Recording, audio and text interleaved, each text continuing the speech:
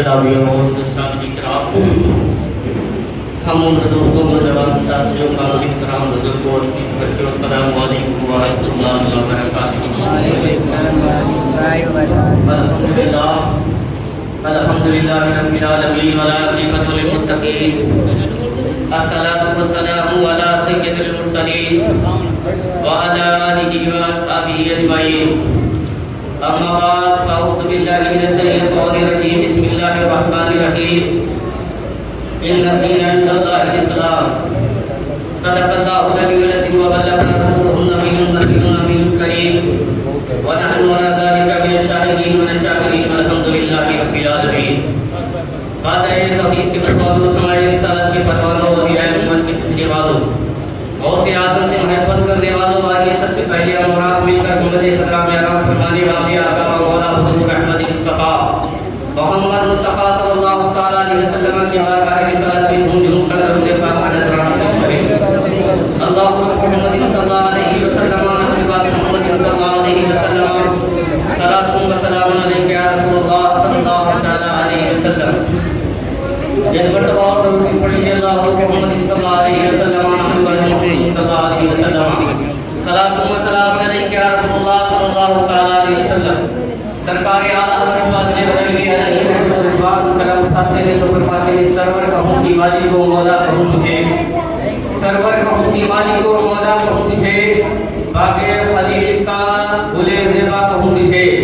تیرے تو وصف میں تناہی سے ہے بری، حیران شاہ کیا کیا کہوں تجھے،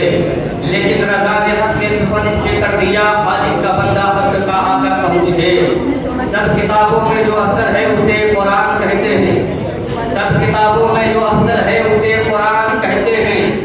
اور اسے اتارا ہے جس میں اسے رحمان کہتے ہیں، اسے اتارا ہے جس میں اسے رحمان کہتے ہیں۔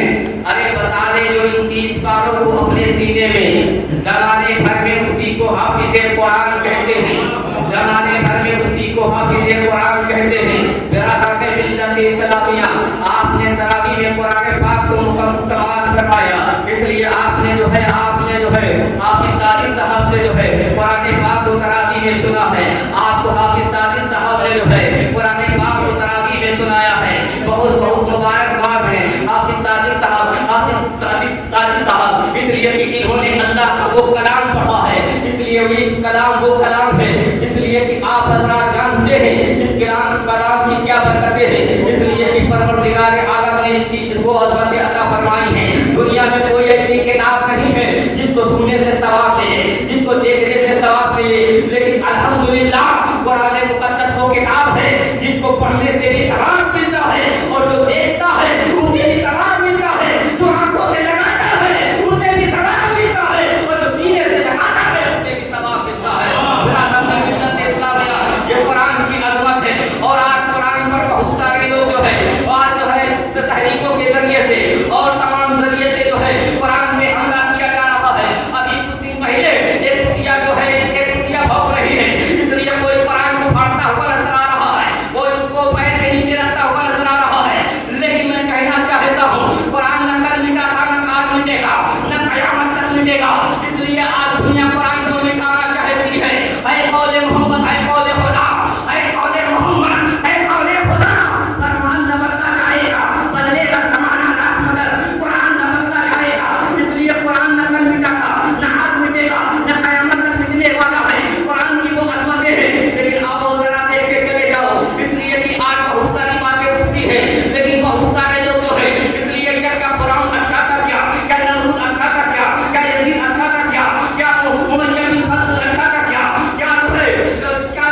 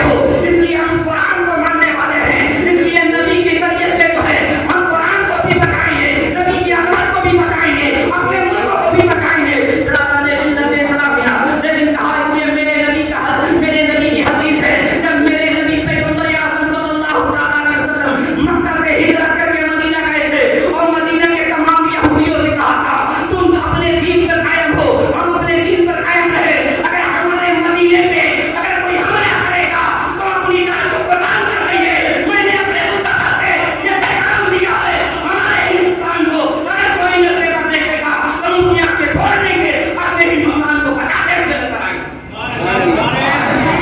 اللہ اکبر یا رسول اللہ،